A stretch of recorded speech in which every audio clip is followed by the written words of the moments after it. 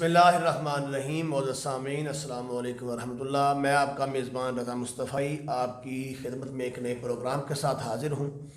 حضرت صاحب، میرے ایک دوست نے ایک مسئلہ پوچھا ہے اور میں نے ضروری سمجھا کہ اس کے اوپر ایک ویڈیو بنائی جائے، کیونکہ یہ مسئلہ بڑا عام ہے.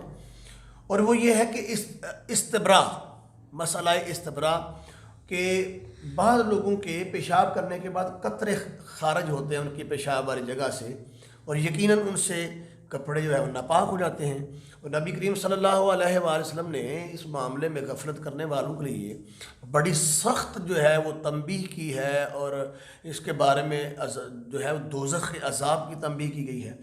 تو اس حوالے سے گزارش کروں گا کہ ایک تو ہمیں یہ بتا دیں کہ جو بندہ غفلت کی بنیاد پر ان چیزوں کو نوٹ نہیں کر رہا اور اپنی نمازیں پڑھتا جا رہا ہے، اس کا کیا حکم ہے، اور اگر کوئی بندہ معذور ہے اور عذر کی حالت میں اس کو یہ مسئلہ درپیش ہے، اس کا کیا حکم ہے. ارشاد فرما دیں. اعوذ باللہ من الشیطان الرجیم. بسم اللہ الرحمن الرحیم. شکریہ پروفیسر صاحب، آپ نے جس مسئلے کی طرف اشارہ فرمایا ہے وہ مسئلہ اپنی نوعیت کے اعتبار سے بہت ہی اہم مسئلہ ہے. جی، یعنی فقہی اصطلاح میں اس کو استبراء کہا جاتا ہے، اور استبراء کا مفہوم یہ ہے کہ پیشاب کرنے کے بعد اس بات کی تسلی کر لینا، اطمینان حاصل کر لینا کہ وضو سے پہلے یا اٹھنے سے پہلے پھر قطرے نہیں گریں گے. یعنی قطرات کے نہ گرنے کا یقین کامل جو ہے اس کو حاصل کر لینا، اس کو فقہی اصطلاح میں استبراء کہا جاتا ہے. ٹھیک. اور فقہ حنفیہ کے اندر یہ واجب ہے. ٹھیک. یعنی جس طرح نماز کے اندر کوئی واجب رہ جائے تو نماز ہی نہیں ہوتی، تو یہ اگر استبراء نہیں کیا جاتا، یعنی ایک بندہ جلدی واش روم سے اٹھ کر وضو کر کے مصلی پہ کھڑا ہو جاتا ہے اور بعد میں اسے لگتا ہے کہ کوئی قطرہ گر گیا پیشاب کا، تو اس کی نماز نہیں ہوگی. ٹھیک. ایک بات تو اس میں یہ ایڈ کرنا چاہوں گا کہ قرآن مجید کے اندر بھی اور فرمان نبوی صلی اللہ علیہ وسلم کے مطابق بھی پاکیزہ لوگوں کی بڑی شان بیان کی گئی، اور یہ شریعت کے اندر مطلوب ہے پاکیزہ ہونا، یہ روحانی پاکیزگی ہو یا ظاہری طہارت یا پاکیزگی ہو.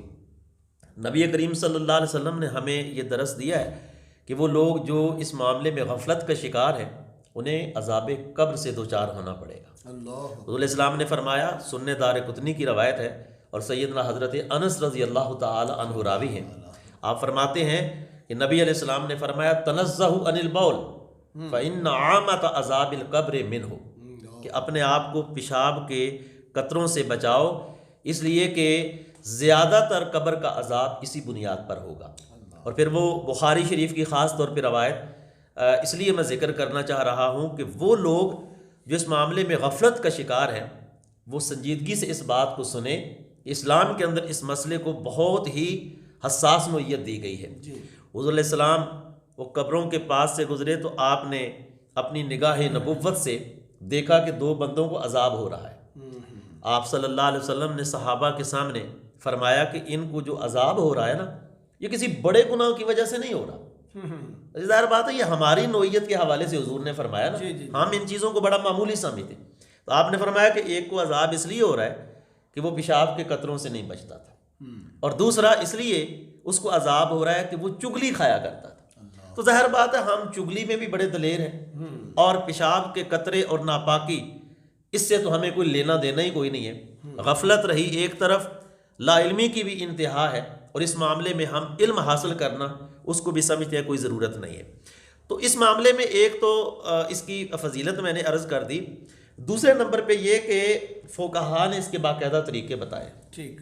یعنی اگر کسی بندے کو یہ مسئلہ ہے تو وہ ایسا کرے کہ واش روم میں جب پیشاب کر رہا ہے تو اسی دوران کچھ پوزیشنز بتائی گئی ہیں کہ ان کو وہ اختیار کرے گا تو اس بیماری سے وہ بچ جائے گا. مثلا بائیں پاؤں کے اوپر زور لگائے، بائیں پاؤں کے اوپر زور لگانے کے بعد پھر دائیں پاؤں کے اوپر زور لگائے، یا زور سے کھانسنا شروع کر دے، اس سے بھی جو ہے وہ استبراء حاصل ہو جائے گا.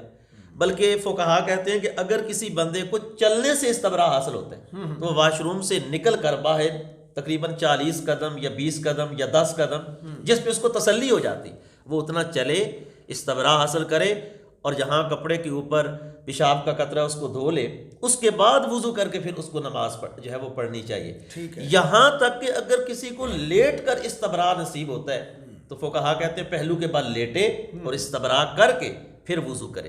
تو یہ ساری صورتیں شریعت کی ہیں، اور اس معاملے میں جو لوگ غفلت برت رہے ہیں میں سمجھتا ہوں وہ بہت بڑا جرم کر رہے ہیں، اس لیے کہ ناپاکی کی حالت میں اللہ کو سجدہ کرنا یہ حرام ہے، یہ حرام ہے۔ تو ظاہر ہے اگر وضو کے بعد پیشاب کا قطرہ نکل گیا تو بندے کا وضو نہیں رہا، اور وضو بے سے شرط ہے، وضو نہیں تو نماز نہیں۔ تو جو لوگ ساری زندگی اس انداز میں گزارتے ہیں تو ان کے لیے بہت بڑا وبال ہے، اس سلسلے میں احتیاط کی ضرورت ہے۔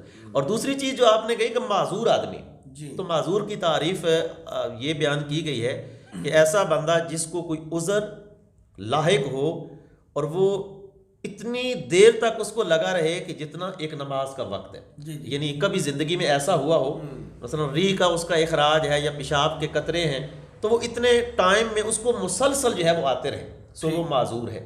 تو معذور آدمی کے لیے یہ ہے کہ اس عذر شرعی کے ساتھ وہ وضو کرے اور نماز پڑھ لے، بے شک اس کے قطرات گرتے ہی کیوں نہ رہے، ایک وضو کے ساتھ ایک نماز پڑھے گا اور اگلی نماز کے لیے پھر دوبارہ جو ہے وہ وضو کو کرے گا۔ اس کے لیے تو شریعت نے رخصت دی ہے، کیونکہ اللہ کا قرآن کہتا ہے لا یکلف اللہ نفسا الا وسعها، ہر انسان کو مکلف کیا جاتا ہے اس کی طاقت کے مطابق، تو اس لیے اس کی اجازت ہے، معذور جو شرعی معذور ہے، لیکن دوسرا بندہ اس کو بہت ہی احتیاط کی ضرورت ہے اس معاملے میں۔ ماشاءاللہ بہت اچھے طریقے سے ایکسپلین کیا ہے پروفیسر صاحب آپ نے، اور میں یہاں پہ نا ایک بات کرتا جاؤں کہ بہت سے لوگوں کو میں نے دیکھا ہے وہ اس کا بڑا اچھا انہوں نے حل نکالا ہے، اور وہ یہ ہے کہ وہ اپنے نا شلوار کے نیچے یا تہہ بند کے نیچے یا بلکہ لوگ پینٹ کے نیچے تو عام طور پر پہنتے ہیں انڈر ویئر، تو وہ ایک جنگ یا جسے کچھا ہم کہتے ہیں جنگ یا، وہ بڑا سا سلوا لیتے ہیں اور پہن لیتے ہیں۔ اب جب پیشاب کے بعد وہ تھوڑی چہل قدمی کر لیتے ہیں یا کسی اور ایکٹیویٹی میں ہوتے ہیں تو وہ جب ان کا وہ استبراء ان کو حاصل ہو جاتا ہے تو وہ اتارتے ہیں، اتار کے اس کو واش روم میں لٹکا دیتے ہیں، وضو کرتے ہیں اور نماز پڑھ لیتے ہیں۔ بہت اچھا، تو یہ ایک بڑا اچھا طریقہ ہے اس طریقے سے بھی۔